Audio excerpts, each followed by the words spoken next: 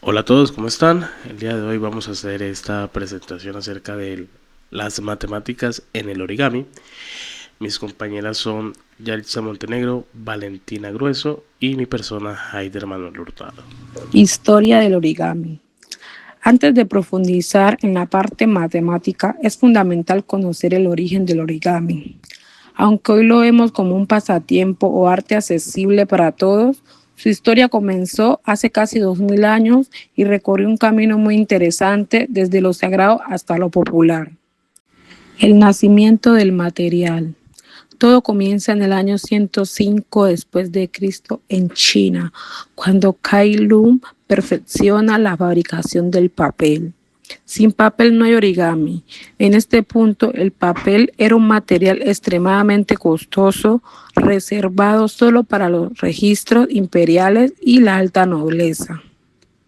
El viaje del papel. En el siglo VI, el papel llega a Japón llevado por monjes budistas.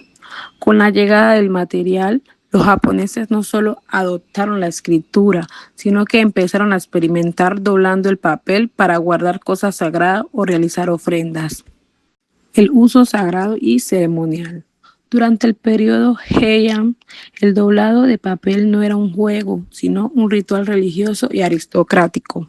Se utilizaba en el sintoísmo, la religión nativa de Japón, para envolver ofrenda a los dioses.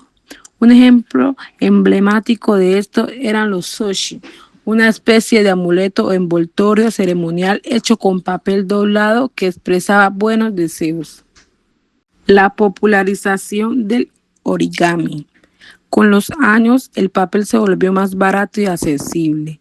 El punto de inflexión ocurre en 1797 con la publicación del primer libro dedicado exclusivamente al pliego de papel, Idem Senbasuri Uricata, que traduce El secreto de cómo doblar 1000 grullas. Este libro enseñaba a la gente común a crear figuras, convirtiendo el origami en un arte popular recreativo. Teorema de Kawasaki. Es un resultado de las matemáticas del origami, el arte de doblar papel. Sirve para saber cuándo un conjunto de pliegues que se encuentran en un mismo punto puede doblarse completamente y quedar plano. En este caso, desde el vértice central salen 4 ángulos, alfa 1, alfa 2, alfa 3 y alfa 4. El teorema indica que la suma de los ángulos alternados debe ser igual a 180 grados. Por eso se cumple que alfa 1 y alfa 3 es igual a 180 grados y alfa 2 y alfa 4 es igual a 180 grados. Además, como los 4 ángulos rodean un mismo punto, su suma total siempre es 360 grados. Esta condición garantiza que los pliegues sean compatibles entre sí y que el papel pueda cerrarse sin arrugarse ni deformarse. Gracias a este principio es posible diseñar modelos de origami y también aplicarlos en áreas como la ingeniería, la arquitectura y la robótica. En resumen, la historia del origami pasó por 4 etapas clave. Nació como invento en China, viajó a Japón con la religión, se volvió un rito sagrado en la corte imperial y finalmente se convirtió en el arte popular que conocemos hoy. El teorema de Mercalli es una regla fundamental de la geometría combinatoria aplicada al origami. Establece una restricción matemática estricta sobre cómo deben combinarse los pliegues hacia arriba y hacia abajo, alrededor de un único punto central llamado vértice, para que el papel pueda aplastarse por completo en 2 dimensiones sin romperse. Este teorema tiene varios aspectos que vamos a tocar ahora. El primero es que en cualquier vértice de un patrón de origami que se pliegue de forma completamente plana, la diferencia entre el número de pliegues en montaña y el número de pliegues en valle siempre debe ser exactamente igual a 2. Definimos estas variables para esta presentación y es con M como el número de pliegues en montañas, pliegues que están hacia arriba como una cumbre, como una B invertida, una B pequeña invertida. Y las valles son los números de pliegues que están en forma de B en el origami. La fórmula matemática que describe esto es M de pliegues en montaña menos B, que viene siendo pliegues en valle. Eso debe ser igual a 2.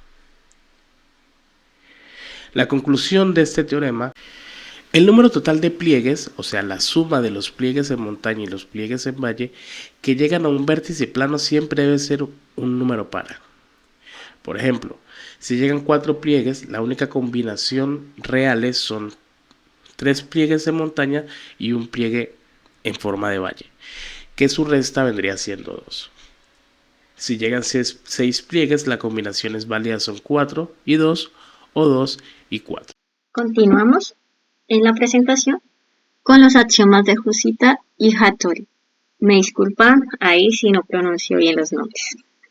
Antes de mencionar los axiomas, vamos a hablar un poquito de los antecedentes y personajes que están involucrados en estos axiomas.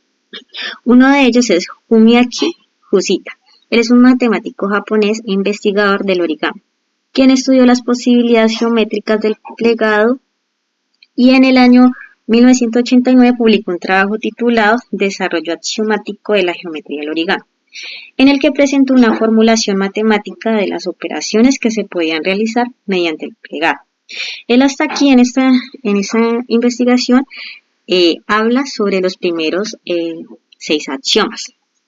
Vamos a hablar de otro personaje antes de hablar de Hattori, y es de Jacques Justin. Él es un matemático francés, fue un matemático francés que realizó importantes estudios sobre la construcción geométrica mediante el plegado.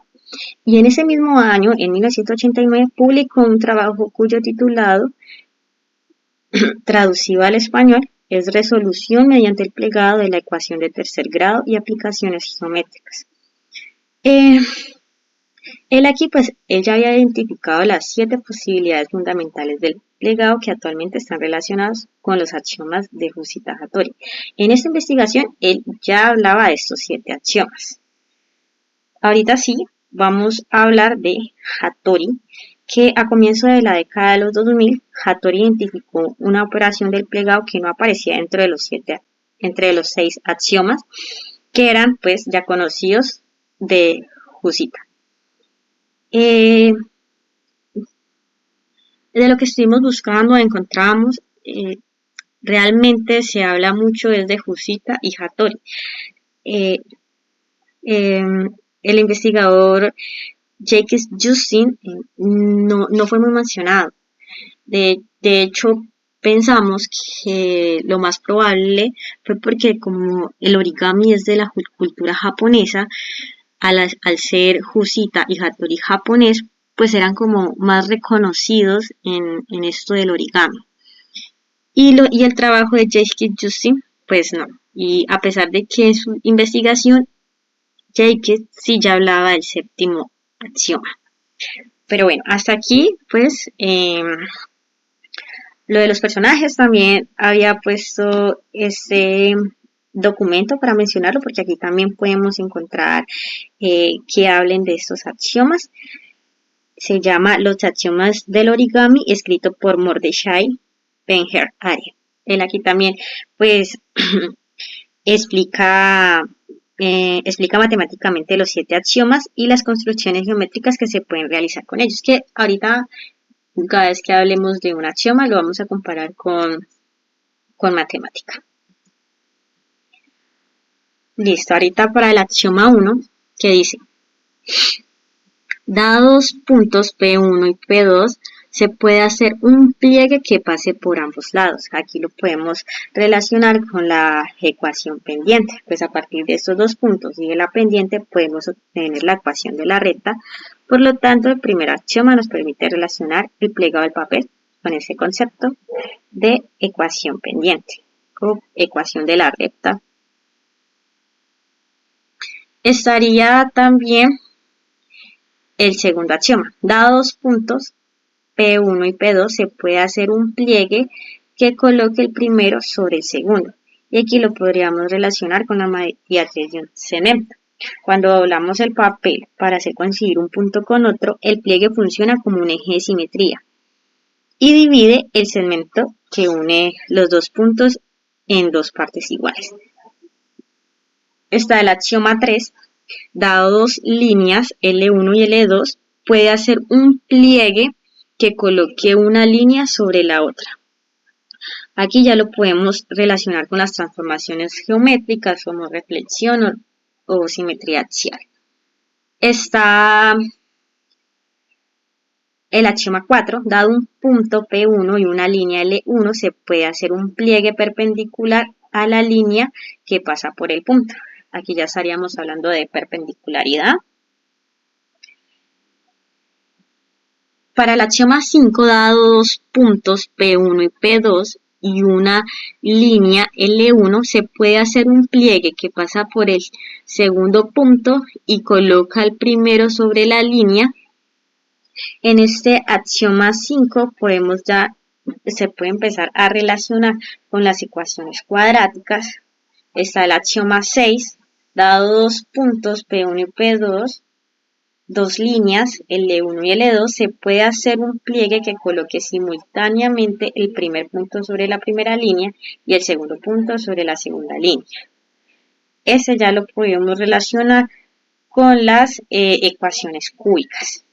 Y por último está el axioma 7, dado un punto y dos líneas, se puede hacer, dado un punto P1 y dos líneas L1 y L2, se puede hacer un pliegue perpendicular a la segunda línea que coloque el punto sobre la primera. Aquí ya estamos también hablando de perpendicularidad y transformación geométrica. Hasta aquí pues los axiomas y esto relacionado con el plegado para realizar origami. Hubiera sido muy chévere haberlo hecho en clase, aquí lo estuvimos haciendo. Iba a hacer un videíto, pero realmente mi celular para grabar sí muy incómodo. Pero estuvimos haciendo pues los dobleces, estuvimos también haciendo algunas figuritas en origami. Y hasta aquí termina la presentación. Muchas gracias.